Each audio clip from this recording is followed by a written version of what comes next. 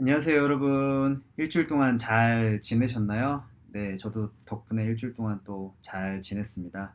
사실은 오늘 지금 3주차 수업이 또 영상으로 진행이 될 것 같은데, 원래 계획대로라고 하면 우리가 강의실에서 또 직접 인사 나누고 또 수업을 2시간 동안 진행하기로 예정이 되어 있었는데, 또 대외적인 코로나 영향으로 인해서 또 한 2주 정도 또 그렇게 동영상으로 수업이 진행될 것 같네요. 일단은 또 하루빨리 우리 학생 여러분들을 강의실에서 볼 수 있기를 저도 간절히 바라고 있습니다.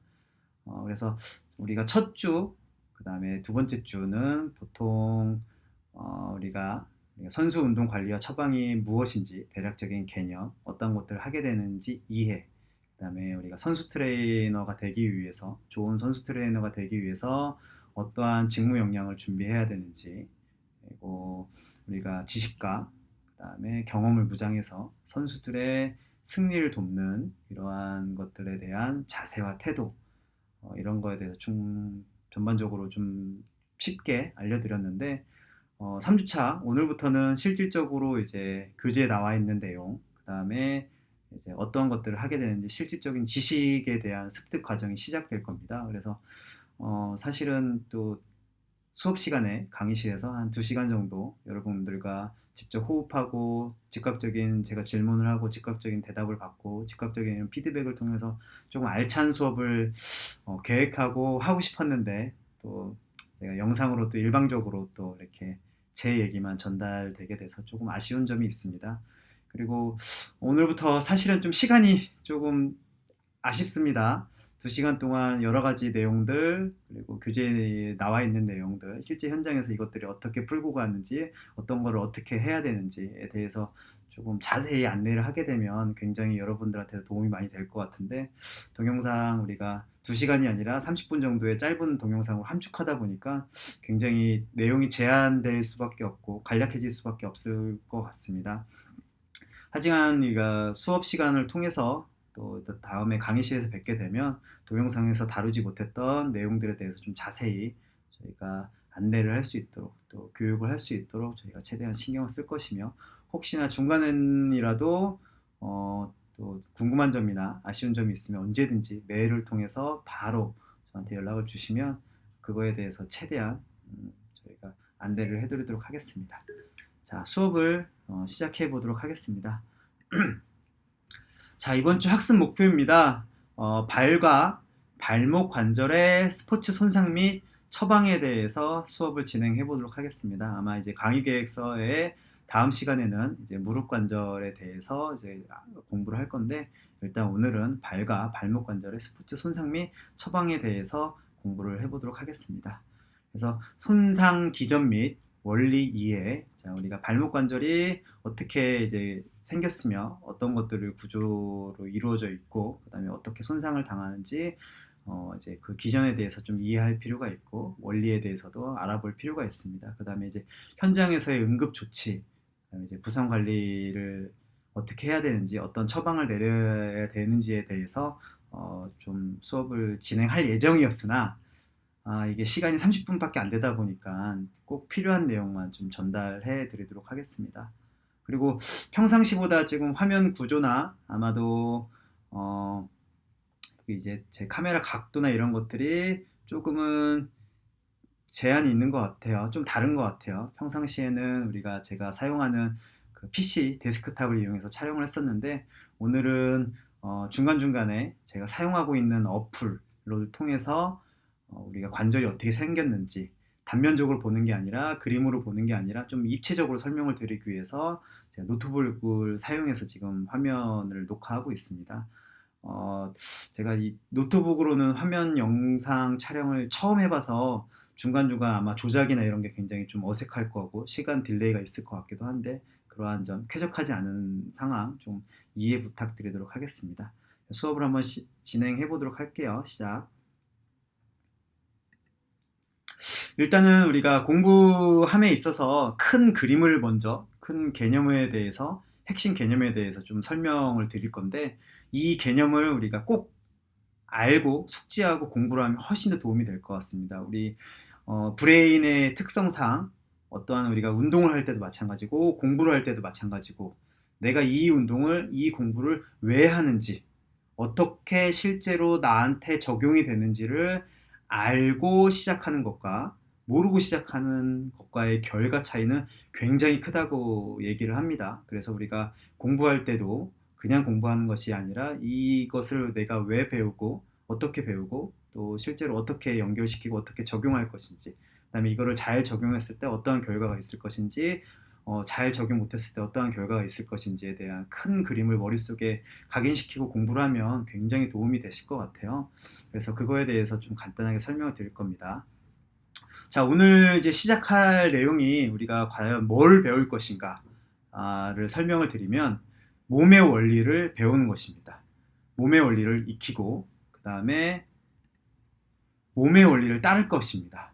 우리가 왜 몸의 원리를 배우고 몸의 원리를 따라야 하는지, 이것들이 잘 수행됐을 때는 기능 향상이라고 하는 좋은 우리가 피드백을 얻을 수 있다고 합니다. 근데 만약에 우리가 몸의 원리가 제대로 뭔지도 모르고 또 이거를 따르지 않았을 경우에는 어떤 결과가 예상되는지는 부상이라는 것이 따라온다고 합니다. 그래서 다시 한번 우리가 몸의 원리를 배우고 그 다음에 몸의 원리를 잘 따르면, 이것들이 잘 따른다고 하면 우리가 신체 기능 향상을 할 수 있으며, 만약에 이런 것들이 제대로 지켜지지 않는다고 하면 부상이 야기된다고 합니다. 그래서 우리의 이러한 부상 리스크를 최소화하고 기능 향상을 극대화시키기 위해서는 이러한 것들을 잘 머릿속에 각인시키면 좋을 것 같습니다. 그래서 실질적으로 몸의 원리는 뭐 다양하게 많습니다. 해부학, 기능해부학, 생리학 여러 가지 있지만 오늘 이번 시간 때 배울 내용은 특히나 발목 관절의 원리를 익힐 것입니다. 발목 관절의 원리를 배울 것입니다. 그리고 발목 관절의 원리를 따를 수 있도록, 그 다음에 우리가 이것들 발목 관절 원리를 잘 따르게 되면 당연히 발목 기능 향상이 되겠죠. 그 다음에 이거를 잘 따르지 못하게 되면 발목 관절에 부상이 올 겁니다. 자, 이제 이 흐름이 머릿속에 좀 그려지시죠? 이걸 우리가 정확하게 해야 하는 이유는, 자, 특히 이 부분, 우리가 몸의 원리를 익히고 발목 관절의 원리를 익히는 것은 뭘 의미하냐면 지식의 습득을 한다고 생각하시면 될 것 같고요. 그 다음에 이 지식을 습득하는 이유, 우리가 공부를 배워야 하는 이유는 우리가 왜 해야 하냐 하면 운동관리와 처방입니다. 자, 우리 제목에 운동관리와 처방이라고 나와 있죠. 사실 우리가 공부해서 이거를 이제 어떠한 처방, 어떠한 관리를 할 것이냐.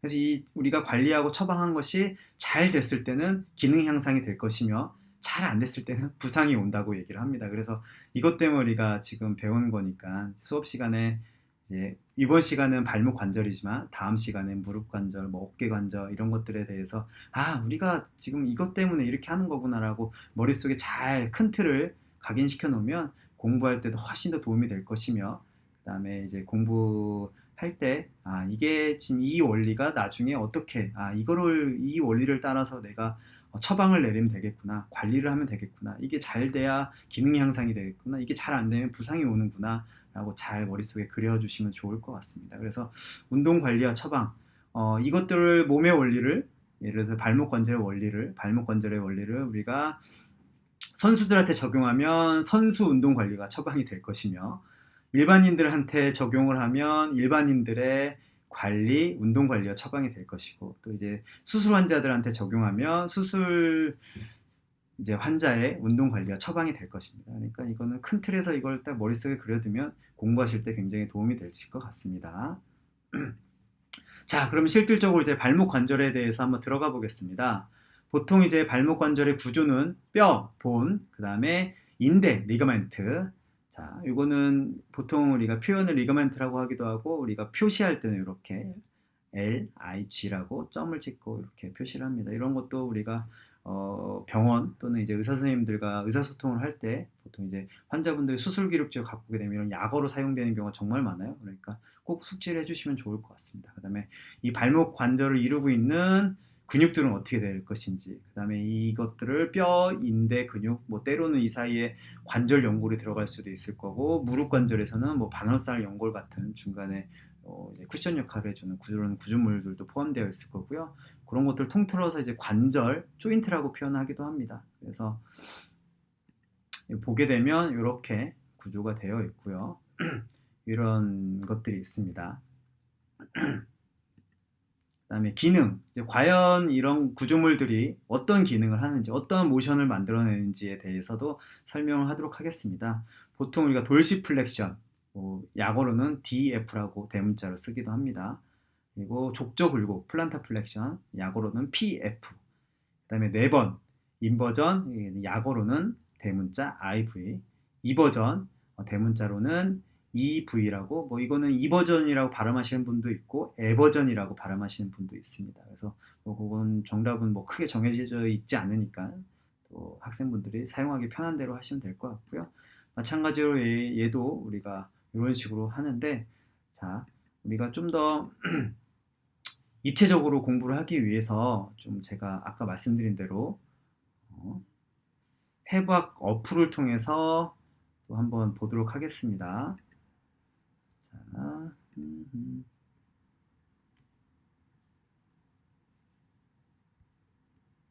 잠시 멈췄다가, 네. 네. 이제 화면이 좀 나왔죠. 아까 말씀드린 대로 중간중간 화면 전환이 제가 좀 익숙하지 않아서 조금 시간이 딜레이도 있고 할 것 같은데 조금 양해 부탁드리도록 하겠습니다. 그래서 이건 제가 사용하는 어플입니다.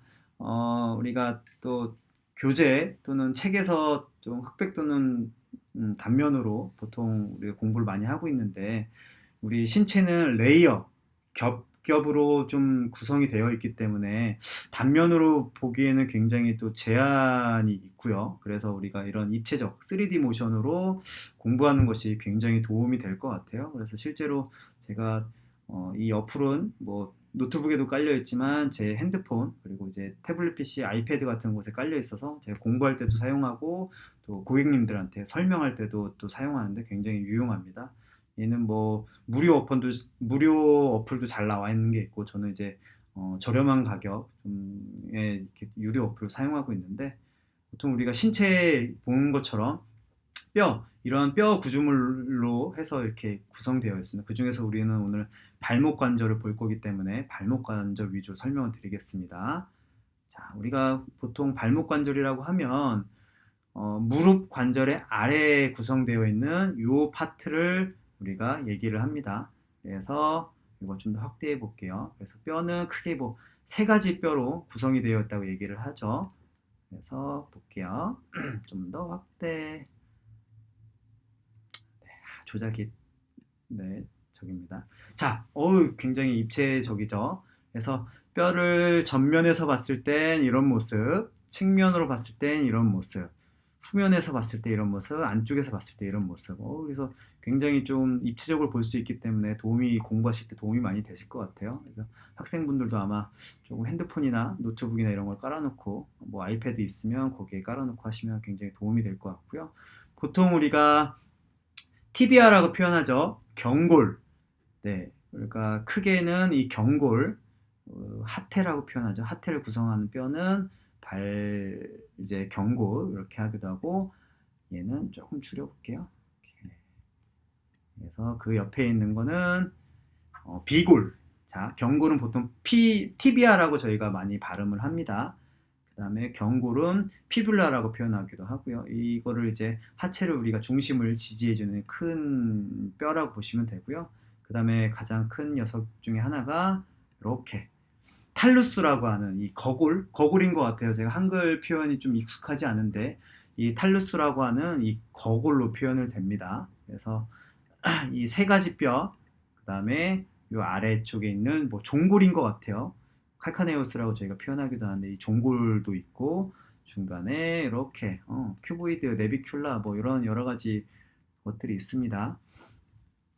그래서 발목 관절은 흔히 우리 이 전체적으로 우리가 표현을 하기도 하지만, 전체적으로 표현하기도 하지만 요 부분을 보통 우리가 발목 관절이라고 표현합니다.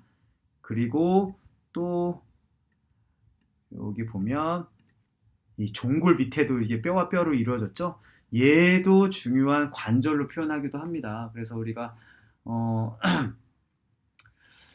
네, 얘도 뭐 표현을 하기도 하는데 이거는 이제 수업 자료에 있으니까 한번 참고하시면 될 것 같고요. 그다음에 뼈는 이렇게 구성이 되어 있고, 그다음에 이제 리가멘트를 한번 인대를 한번 보도록 할게요. 그래서 인대를 보게 되면 자, 이렇게 지금 뭐가 생기는 거 보여지고 있으시죠? 자, 여기까지가 될 것 같네요. 음. 보통 우리가 인대라고 하면 바깥쪽에 있는 인대, 그 다음에 안쪽에 있는 인대, 이런 것들이 있습니다. 그래서 바깥쪽에 있는 인대, 안쪽에 있는 인대를 보게 되면 이거는 힘줄, 건, 텐던이죠. 그래서 이렇게 구성이 되어 있고, 얘네들은 인대가 하는 역할은 뼈와 뼈를 지탱해주는, 이어주는, 방어해주는, 물론 주변에 있는 근육이 얘를 뭐 도와주기도 하지만 힘을 써서 이탈하는 걸 방지해주기는 하지만 일차적으로는 이러한 인대들이 얘를 보호해주고 합니다. 그러니까 이런 구조물이 없다, 보호해줄 구조물이 없다고 하면 뼈가 이렇게 벌어지겠죠. 이거 뭐 좀 이따 손상 파트에서 나오겠지만 이런 것들은 또 부상 기전과 연관이 깊고요. 그렇습니다. 이렇게 생겨서 이게 하나하나 명칭이 있겠죠. 얘는 우리가 흔히 알고 있는 ATFL, 그 다음에 얘는 CFL이겠죠. 그 다음에 칼카네오스와 그 다음에 이 피뷸라를 이어주는 이게 다 약어입니다. 그래서 여러분들이 될 수 있으면 우리가 이런 용어를 외울 때 한글 용어보다는 이거 외국, 그 다음에 영어로 된 용어를 외우는 게 굉장히 좋습니다. 한글 용어 같은 경우는 보통 이제 용어 정리라고 해서 좀 많이 바뀌기는 하는데 또 이러한 원어 같은 경우는 바뀌지 않고 꾸준하게 사용이 가능하고 우리가 좀 쓸만한 자료라고 하죠. 해외 자료나 이런 것들을 좀 볼 때 항상 영어로 표현되면 거의 대부분이에요. 그래서 이왕이면 영어 공부를 하는 게 되게 중요하십니다. 저도 학교 다닐 때 한글로 외우고 나중에 영어로 외웠었는데 이제 직장 생활하면 영어로 외웠었는데 교수님들이 왜 영어로 처음부터 외우라고 했는지 좀 이해가 되겠더라고요. 자, 이러한 구조물들이 분명히 있고요. 아, 죄송합니다. 이게 또 어플에서는 굉장히 좀 제가 작동이 좀 수월치 않은데 아이패드나 이런 걸 이용해서는 굉장히 수월한데 이 패드 자체가 조금 아쉽긴 하네요. 죄송합니다. 다음 시간엔 최대한 보완하도록 하겠습니다. 그 다음에 중요한 게 일단은 근육입니다. 제가 이제 사실은 근육의 움직임을 설명하기 위해서 조금 이 어플을 선택해서 지금 사용하고 있는 건데 자, 볼게요.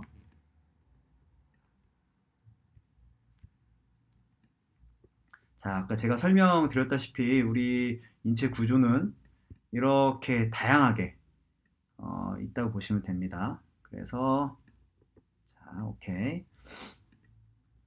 처음에 가장 속에 있는 속근육들, 보통 이제 우리가 안정근 뭐 이렇게 표현하기도 하는데 어쨌든 자세를 유지하기 위해서 사용하는 이 속근육들이 있고 그다음에 겉으로 갈수록 이렇게 가장 큰 근육들, 우리가 알고 있는 뭐 종아리 근육, 비복근, 뭐 가자미근 이런 것들이 있고 앞쪽에는 TA라고 하는 정경골근이죠, 그죠? 티비얼리스 안테리어 머슬들. 그래서 이런 근육들이 있는데 보통 우리가 책에서 보게 되면 이거 단면으로 보기 때문에 이게 또 그냥 겉에 근육에는 이렇게 정강이 근육, 우리가 정경골근이라고 하는 이런 근육만 있다고 생각을 하는데 사실은 아닙니다. 그래서 꼭 이렇게 입체적으로 볼 필요가 있다고 꼭 설명드리고 싶고요. 그 다음에 이 어플을 통해서 얘가 갖고 있는 움직임이 뭔지까지 우리가 볼 수 있습니다. 예를 들어서, 그쵸. 이 정경골근, 아까 좀 선택했던 이 정경골근은 아까 보여드린, 자, 다음 슬라이드에 나올, 돌시플렉션, 배측 굴곡, 자, 위쪽으로 굴곡을 시킨다는 뜻입니다. 위쪽으로 굴곡을 이렇게 하게 되죠. 그래서 이런 배측 굴곡을 만들어야 되는데, 흔히 우리가 이 돌시플렉션 하게 되면, TA, 우리가 티비알리스 안테리오 근육만 사용되는지 알고 있어요. 굉장히 이거 좀 나중에 우리가 고급 과정을 넘어가면 조금 꼭 이걸 주변에 있는 이런 시너지스트, 협력근들 꼭 배울 필요가 있는데 우리가 알고 있는 책에서 나와 있는 이 정경골근만 이게 사용하고 있는 게 아니라 이 속에 있는 근육들, 자, 옆에 있는 근육들, 이런 근육들을 같이 공부할 필요가 있습니다. 그래서 나중에 선수들이 왔을 때, 선생님, 저는 발목을 이렇게 당길 때, 우리가 배축 굴곡을 시킬 때, 좀 통증이 발생합니다. 좀 잘 안 됩니다 할 때, 항상 우리가 티비알리스 안테리어만, 근육만 좀 문제가 되는 게 아니라, 이 옆에 있는 근육, 속에 있는 근육들이 문제가 돼서 얘가 또 통증을 유발되는 경우 등 굉장히 많습니다. 그래서 이 동작으로 전반적으로 우리가 움직임을 이해할 필요가 있습니다. 그리고 자, 뒤쪽에서는 우리가 흔히 알고 있는 네, 가자미근 GCM이라고 하는 가자미 근육이 있네요. 얘는 또 마찬가지로 이렇게 안쪽에 있는 섬유, 바깥쪽에 있는 섬유가 있고요. 이 속에는 또 이렇게 우리가 흔히 알고 있는 솔레우스 머슬이 또 존재합니다. 그래서 얘를 뭐 이렇게 없애볼 수도 있고, 그러면 이렇게 또 속에 있는 근육이 뭐가 있는지 이런 식으로 볼 수 있겠죠. 그래서 이렇게 좀 입체적으로 이해하기가 굉장히 도움이 돼요. 그래서 이거를 다시 돌려놓으면 네, 슉 이렇게 됩니다. 그래서 우리가 다음 슬라이드에 나오는 도시플렉션, 그다음에 플란타 플렉션도 나오겠죠. 근데 이러한 플란타 플렉션을 유발하는 이런 근육들을 보게 되면, 마찬가지 모션을 누르게 되면, 자, 어때요? 그쵸. 자, 우리가 흔히 알고 있는 GCM, 네, 요 근육만 또 발목 관절의 플란타 플렉션을 만들어내는 게 아니라 이 속에 있는 근육들도 같이 만들어내요. 아까 앞에서 설명드렸다시피 이 겉에 있는 가장 큰 근육만 이 움직임을 플란타 플렉션, 때로는 뭐 이제 족저 굴곡이라고 하죠. 얘를 만들어내는 게 아니라 속에 있는 이러한 뭘까요? 얘는 자, 그렇죠. 이런 FDL 이런 굴곡근들 속에 있는 또 옆에 있는 페로니얼 머슬도 좀 있네요. 그래서 그쵸. 피브랄리스, 롱거스 이러한 근육 또 속에 또 있습니다. 이러한 근육들과 같이 공부할 필요가 있습니다. 솔레우스 가자미 근육도 있고요. 그래서 이런 것들 다 같이 움직임을 만들어내는 근육이 큰 근육만 있는 게 아니라 이 모든 근육 속에 있는 안정근, 협력근, 주동근 이런 것들이 입체적으로 볼 줄 알아야 됩니다. 그래서 선수들이 아프다고 했을 때 언제 네, 선생님 저는 족저 굴곡 플란타 플렉션을 했을 때 아픕니다라고 하게 되면 이 근육들을 다 점검해 볼 필요가 있어요. 우리 흔히 알고 있는 이 GCM만 우리가 체크해 볼 게 아니라 이 모든 근육들 체크해 보아야 진짜 통증 관리나 처방이나 이런 관리가 제대로 될 수 있기 때문에 이런 식으로 보셔야 됩니다. 그 다음에 또 우리가 인버전, 이버전이 있는데 이버전을 시키는 가장 대표적인 근육은 이건 좀 속에서 봐야겠네요. 페로니얼 머슬이라고 하는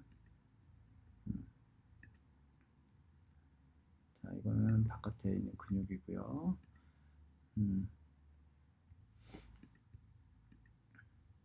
이 근육이 생각보다 이렇게 많습니다. 입체적으로 있기 때문에 우리가 이런 것들을 볼 필요가 있고요. 이런 것들이 다 우리가 자, 오케이. 모션을 한번 볼게요. 모션을 보게 되면 이 버전, 그렇죠? 그래서 피브랄리스, 롱거스 이런 식으로 이제 근육들이 자, 바깥쪽으로, 오케이. 좋아요. 이런 것들이 다 우리가 이 버전 또는 에버전이라고 표현하기도 하는데 사람에 따라 발음이 좀 다르긴 한데 이렇게 해서 이런 것들이 이런 움직임을 만들어냅니다. 마찬가지로 하나의 근육만 큰 근육만 외울 것이 아니라 속에 있는 작은 근육들 안정근, 협력근들도 같이 외우셔야 됩니다. 그래서 이런 근육들이 한꺼번에 동시다발적으로 움직임을 만들어내는구나 라고 꼭 우리가 숙지할 필요가 있습니다. 그 다음에 한 가지 또 인버전을 만들어내는 근육들이 또 있겠죠. 이거는 저기고요. 네. 조금 더 한번 볼게요.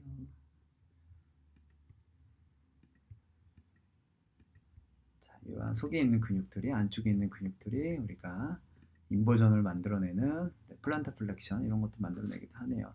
이러한 근육들을 통해서 우리가 어떠한 근육이 우리의 어떠한 동작을 만들어내는지 입체적으로 굉장히 볼 필요가 있습니다. 그래서 다시 메인 화면으로 넘어갈게요. 좀 죄송합니다. 제가 이 지금 노트북으로 사용하는 이 작동법이 조금 익숙치 않아서 조금 시간 딜레이도 있고 설명도 좀 딜레이가 있긴 했는데 이런 식으로 공부하면 굉장히 도움이 되실 겁니다. 그래서 꼭 이렇게 하셨으면 좋겠고요. 혹시 이 어플 이름이 궁금하다고 하면 이렇게 컴플레이트 아나토미로 검색해 보면 되고, 얘는 애플 제품에서도 사용 가능하고 그다음에 윈도우 버전에서 사용 가능하니까 받아보시는 것도 좋을 것 같고, 그다음에 이제 무료 버전도 있고 하니까 좀 이런 걸 이용해서 공부하시면 훨씬 더 도움이 될 것 같습니다.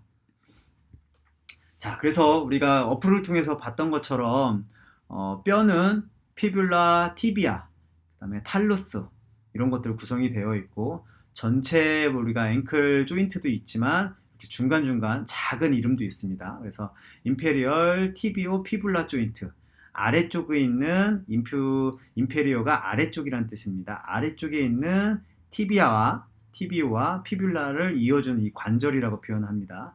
그 다음에 탈로크루랄 조인트는 탈루스를 이어주는 조인트, 그 다음에 서브탈라도 있죠. 이건 서브탈라 조인트를 얘기합니다. 그래서 이런 것들을 우리가 정확하게 알 필요가 있고요. 탈루스 밑에 있다는 뜻이죠. 아래에 있다는, 서브가 이 아래라는 뜻을 갖고 있습니다. 그래서 이런 것들 알 필요가 있습니다. 종골, 그 다음에 네비큘라, 큐네이폼, 메타타살, 첫 번째 메타타살, 뭐 네 번째 메타타살, 흔히 이제 우리가 스트레스 플렉처, 피로골절이 많이 오는 다섯 번째 메타타사, 이런 식으로 좀 볼 필요가 있고, 그 다음에 델토이드 리가멘트, 안쪽 발목 안쪽에서 잡아주는 이러한 인대, 바깥쪽에 있는 우리가 ATFL, 그 다음에 CFL 뒤쪽에 있는 것도 있는데, 이런 것들에 비해서 안쪽에 있는 섬유가 어때요? 얘는 굉장히 얇은데 안쪽에 있는 인대는 섬유가 두껍죠. 자, 우리가 흔히 스프레인, 우리가 돌아간다고 표현하죠. 이렇게 외전, 내전, 외번, 내번 이렇게 되게 되면 보통 빈도수가 안쪽으로 많이 돌아가는 부상이 많을까요? 바깥쪽으로 돌아가는 부상이 많을까요? 네. 안쪽으로 돌아가는, 이렇게 바깥쪽이죠. 바깥쪽으로 이렇게 외전되는, 외번되는, 이러한 부상이 상당히 많습니다. 그 이유는 이러한 구조적인 영향. 자, 구조적인 영향이 있을 수 있어요. 그래서 가쪽 번짐, 뭐 안쪽 번짐이라고 표현을 하는데, 우리가 이렇게 인버전 안쪽으로 이렇게 돌아간다 하게 되는 거는 상대적으로 바깥쪽 인대가 약하다 보니까 좀 많이 발생하기도 하고, 자, 여기 보면 안쪽입니다. 이쪽이 메디알 방향이고 안쪽입니다. 근데 안쪽 방향은 이렇게 우리가 이 부분을 도미라고 좀 표현하기도 하는데, 이 안쪽은 뼈가 이렇게 이어져 있어요. 이어져 있으니까 좀 약간 안정장치 역할을 하겠죠. 근데 반대로는 살짝 떨어져 있어요. 이 부위가 우리가 락시티라고 표현하기도 하는데, 잘 늘어나기도 하면, 물론 이렇게 인대 잡아주는 인대가 있기도 하지만 잘 늘어나서 그래도 바깥쪽에 있는 구조물은 우리 뼈와 뼈를 잡아주는, 안전하게 정상 범위 내에서 유지할 수 있도록 하는 인대가 안쪽에 비해서 약하죠. 그래서 훨씬 더 많이 손상을 당하기도 합니다. 그래서 우리가 이러한 구조를 정확하게 이해해야 하는 이유는, 이러한 손상 기전, 왜 손상이 당하는지에 대해서 이해하기가 쉽습니다. 그래서 이런 것들은 재활할 때, 우리가 관리 또는 처방할 때도 굉장히 도움이 되니까 꼭 이것들을 우리가 숙지하셨으면 좋겠습니다. 자, 마찬가지로 기능입니다. 아까 좀 설명을 드렸죠. 이 도시플렉션이라고 하는 발목을 위쪽으로 잡아당기는 모션, 그 다음에 족저 굴곡, 영어로는 플란타 플렉션, 뭐 약어로는 PF라고 표현하죠. 이렇게 위로, 자, 한번 해볼게요. 자, 이렇게 위로 당겨지는 건 도시플렉션, 반대로 아래쪽으로 내려지는 건 우리가 플란타 플렉션이라고 표현하기도 하고요. 이렇게 안쪽으로 이렇게 돌아가는 걸 인버전이라고 표현하고, 이렇게 바깥쪽으로 돌아가는 걸 이버전이라고 표현합니다.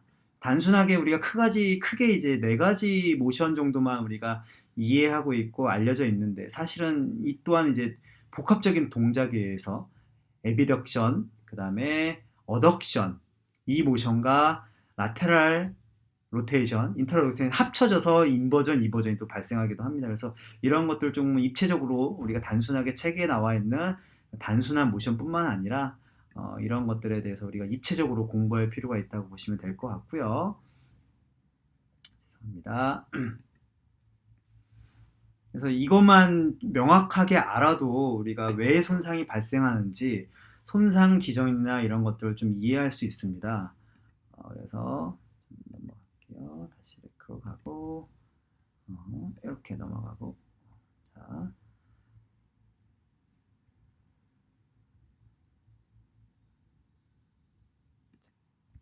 자, 네. 이제 익숙하지 않아서 이게 참 노트북에서 죄송하긴 한데 또 조작법이 조금 어색해서 PC로 할 때에 비해서 조금 살짝 동영상이 멈췄다가 다시 진행이 됐습니다. 그래서 입체적으로 공부할 필요가 있습니다. 이것만 잘 알아도 우리가 어떤 걸 예상할 수 있냐? 손상, 그다음에 손상 기전 어떻게 되는지 이거에 대해서 명확하게 알 수 있습니다.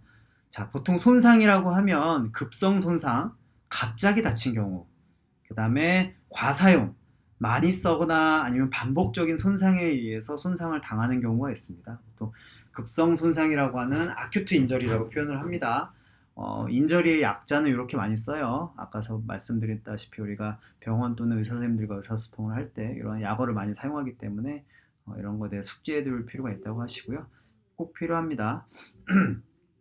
자,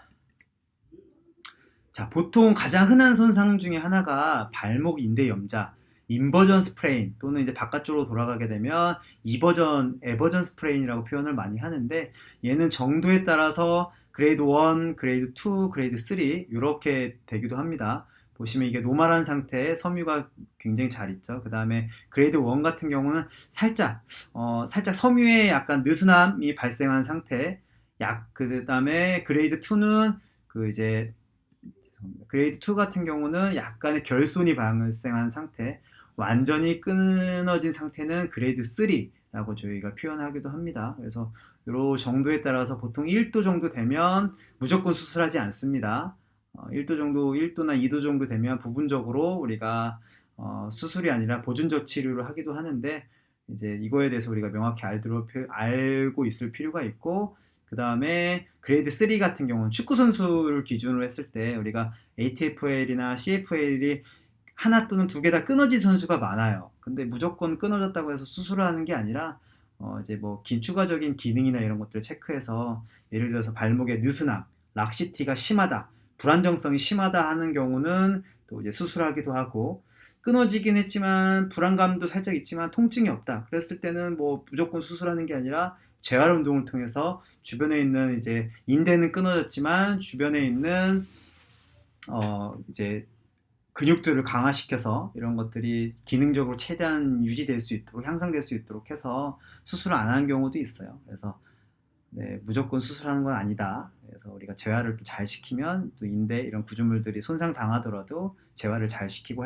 처방을 잘 할 수만 있다고 하면 우리가 이런 것들을 보존적 치료를 할 수 있습니다.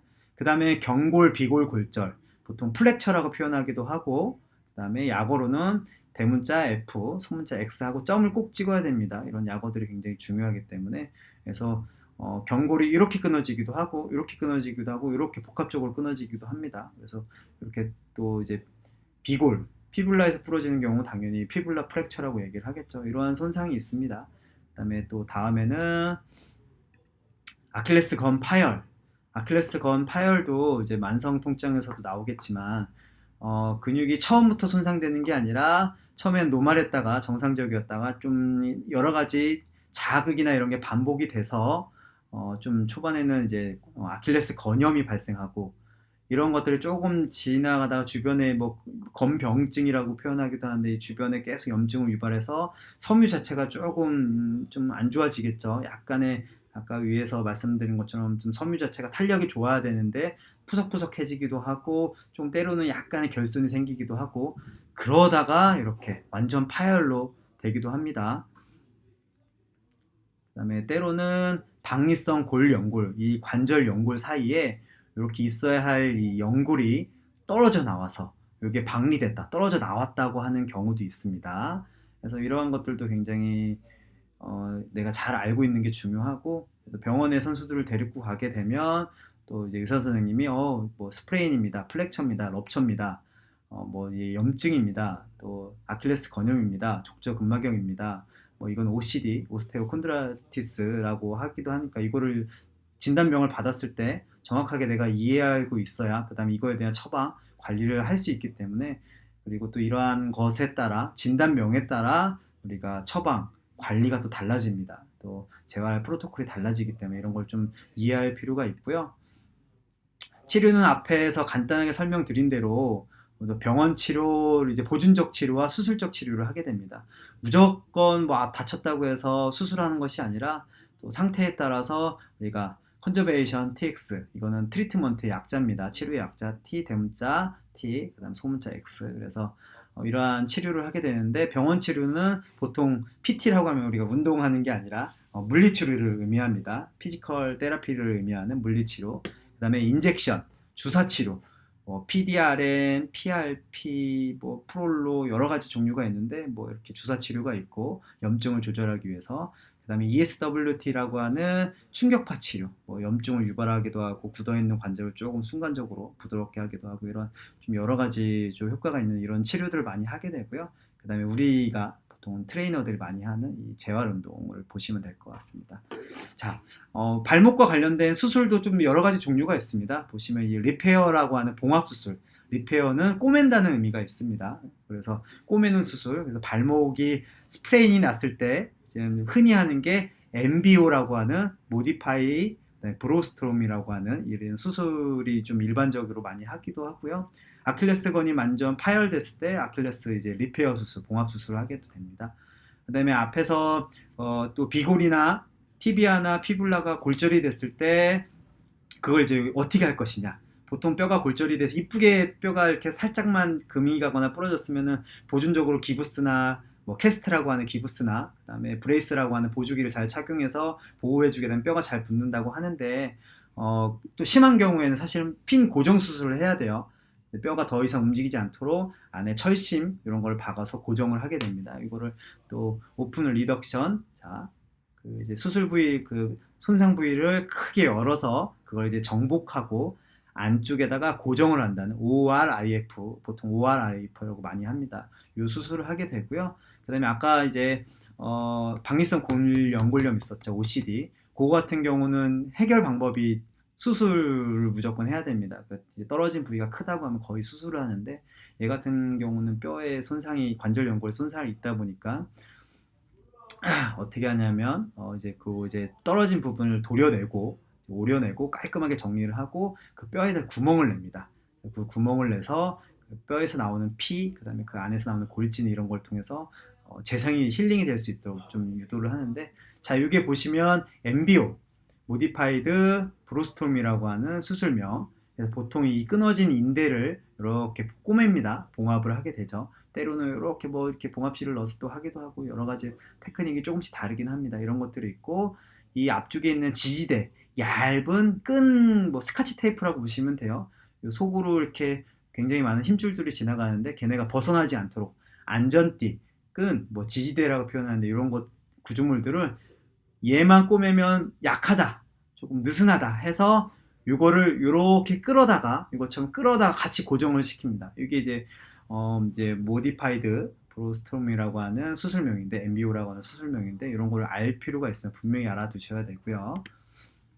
그 다음에 아까 말씀드린 대로 이렇게 골절됐을 때 이렇게 그래도 크게 벗어나지 않으면 자연적으로 이렇게 캐스트, 기부스를 해서 잘 고정시키면 잘 붙는데, 때로는 크게 손상됐을 때 이렇게 철심을 긴 바깥에 대기도 하고, 이렇게 안쪽에다 고정을 시켜서 얘가 이쁜 모양으로 잘 고정이 될 수 있도록, 붙을 수 있도록, 이거는 뭐 유니온, 말유니온 이렇게 표현하기도 하는데, 유니온 될 수 있도록 이렇게 합니다. 보통 얘는 겉에서 하는 경우도 있고 다양합니다. 어떻게 이제 골절됐는지에 따라서 안에다 철심을 받아서 길게 박는 경우도 있고. 자, 그 다음에 미세천공술. 자, 아까 말씀드렸다시피 이제 돔 부위죠. 관절 연골이 이렇게 하얗게 있어야 되는 그 부위가 손상된 부분을 이렇게, 원래는 이렇게 너덜너덜합니다. 더 너덜한데 아마 정리를 한 모습이에요.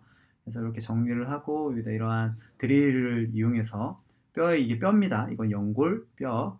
여기다 구멍을 냅니다. 이렇게 구멍을 내게 되면 이렇게 노란 게 나오죠. 골진 또는 이렇게 피가 나오는데, 이걸 통해서 이제 혈액순환이 유도되고 그 혈액 안에 있는 치료 인자들이 조금 잘 치료가 될 수 있도록 하기 위해서 이렇게 합니다. 자, 그리고 지금 우리가 벌써 또 30분이라는 시간이 훌쩍 넘는데 40분 가까이 되고 있습니다. 보통 우리가 재활, 발목 재활, 무릎 재활, 뭐 어깨 재활, 허리 재활, 뭐 다양한 부위의 재활이 있는데 보통 큰 흐름은 이렇습니다. 통증 조절, 그 다음에 기초 근력 강화, 고용 수용 감각, 그 다음에 스포츠 종목에 맞는 특성화 동작들, 그 다음에 복귀를 이제 시키게 되는데, 이거는 시간 관계상 이제 다음번에 한꺼번에 조금 설명을 드리도록 하겠습니다.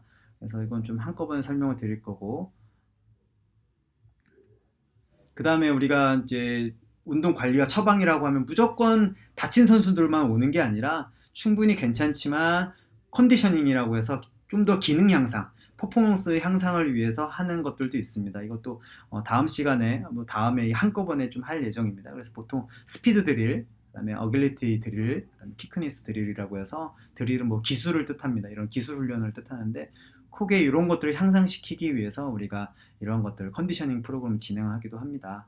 그래서 사실은 오늘 중간에 제가 지금 첫 시간, 두 번째 시간에 비해서 조금 버벅이기도 하고 영상이 살짝 끊겼다가 화면 전환 넘어가기도 하고, 화면이 전환이 돼서 좀 그 이제 우리가 해부학 어플에서 조금 제가 버벅이기도 해서 지금 굉장히 평상시에 비해서는 조금 수업이 좀 집중이 좀 안 될 것 같은데, 그 점 이제 죄송하게 생각을 합니다. 다음 시간에 좀 더 이제 노트북으로 동영상 촬영하는 거에 대해서, 조작법에 대해서 조금 더 숙달한 다음에 또 원활하게 진행해 드리도록 하겠습니다. 그래서 오늘 또 사실은 수업 시간에 우리 강의실에서 충분한 시간이 있었다고 하면 뒤쪽에 나와 있는 이러한 재활, 구체적인 방법, 디테일한 내용에서 충분히 설명을 했을 텐데, 아무래도 30분이라는 시간이 조금 약간은 제약이 있기 때문에 좀 간단하게 설명을 드리긴 했습니다.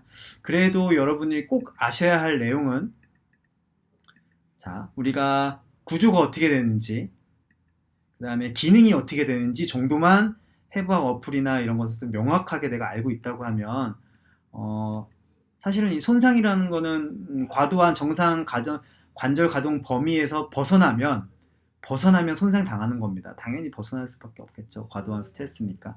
그래서 그런 원리만 알면 어떻게 된 손상 당하는지 이런 걸 이해할 수 있고, 그 다음에 이런 치료나 수술 방법 이런 거는 이제 나중에 현장에 가셔서 선생님들이 이제 재활센터나 팀에 가셔서 좀 많이 공부하시다 보면 자연스럽게 숙달될 수 있는 부분이니까, 일단은 우리가 오늘 공부해야 할 내용은 앞쪽에 나와 있는 관절의 구조, 그 다음에 관절의 기능, 이거 정도만 명확하게 좀 공부를 추가적으로 더 하신다고 하시면 굉장히 또 다음 이제 뭐 치료 방법, 수술 방법, 처치 이런 거에 대해서는 좀 어렵지 않을 것 같습니다. 그리고 재활 방법은, 컨디셔닝과 재활 방법은 우리가 나중에 한꺼번에 발목, 무릎, 그다음에 뭐 어깨 이런 식으로 주요 관절을 다룰 때 한꺼번에 하도록 하겠습니다.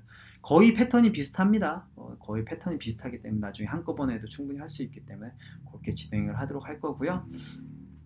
자, 출석 확인 및 체크입니다. 퀴즈입니다. 오늘 지금 이미 시간이 30분 훌쩍 넘은 45분 가까이 되는데 또 제가 또 마음이 급해지네요. 지난 시간까지는 우리가 정해진 기간, 또 시간이 조금 오버가 되더라도 제가 그냥 출석한 걸로 다 인정을 해드렸는데, 자, 3주차 때부터는 첫 시간 오리엔테이션 시간도 있었고, 2주차까지는 이제 수강 변경 기간이었기 때문에 나중에 들어오신 분들이 있기 때문에 그냥 제가 나중에 과제를 보내주셔도, 퀴즈에 대한 정답을 보내주셔도 제가 출석을 다 인정해드렸는데, 자, 3주차 때부터 이번 시간부터는 이 기간을 엄수해 주셔야 됩니다. 우리가 9시가 버스 시간인데 9시 5분 됐는데 도착한 버스는 지나갔잖아요. 그것처럼 이 기간 엄수가 굉장히 중요합니다. 제가 최대한 융통성 있게 다른 부분에 대해서는 학생 여러분들의 최대한 이해를 많이 해드리고 융통성 있게 처리를 해드릴 건데, 이 기간만큼은 꼭 엄수해 주셔야 됩니다. 그래서 내일 수요일 날 4월 1일 내일이죠. 2시 반까지 꼭 이거에 대한 퀴즈를 좀 보내주셔야 제가 출석을 인정해드리도록 하겠습니다. 사실은 우리가 수업 시간에 오프라인으로 2시간 정도 충분히 교육이 됐다고 하면 앞쪽에서 나와 있는 수술명, 그 다음에 이 수술을 했을 때 어떻게 재활을 시키는지 이렇게 좀 자세하게 사실은 레포터를 좀 받아보고 싶은데, 아무래도 30분이라는 시간 동안 짧게 우리가 지식 전달하고 공부를 하다 보니까 그게 분명히 그러기에는 무리가 있을 거라고 판단이 됩니다. 그래서 그렇게까지 좀 하실 필요는 없지만 간단하게 또한 생각해보자는 차원에서 퀴즈를 드리자면, 자, 내가 생각하는 완벽한 재활 운동이란 과연 무엇일까? 뭐 예를 들어서 그냥 통증만 없으면 된다. 아니면 또 심리적으로 좀 뭔가 해결이 돼야 된다. 또 기능적으로도 해결이 돼야 된다. 아니면 또 기능적으로 아니면 심리적으로 어떠한 기준에 의해서 이렇게까지 이 정도 수준까지 충분히 회복이 되어야 우리 완벽한 재활 운동이라고 뭐 생각하실 수도 있는데 각자가 생각하는 이 완벽한 재활 운동 나는 어디까지 해야 되는지 간단하게 또 기존에 해주셨던 것처럼 이메일로 보내주시면 그거 제가 한번 잘 읽어보고 다음 시간에 또 정리도 해드리고 그다음에 그거를 이제 출석 체크를 해드리도록 하겠습니다. 오늘 다시 한번 말씀드리지만 시간이 좀 길어졌습니다. 이렇게 또 동영상으로 드릴 수 있는 내용이 굉장히 시간이 짧고 전달해드려야 되는 양은 많지만 그다음에 오늘 처음 노트북으로 촬영하다 보니까 약간의 중간중간 멈춤, 그 다음에 또 딜레이 이런 것들 때문에 좀 시간이 길어진 것 같은데 또 다시 한번 죄송하다는 말씀 드리면서 다음 시간에 좀 더 숙달돼서 할 수 있도록 중간중간 설명 조금 당황해서 좀 버벅였던 점 깊은 양해 부탁드리도록 하겠습니다. 그리고 다음 시간에 다시 좀 더 좋은 모습, 더 좋은 내용으로 찾아뵙도록 하겠습니다. 다음 시간에 뵙겠습니다.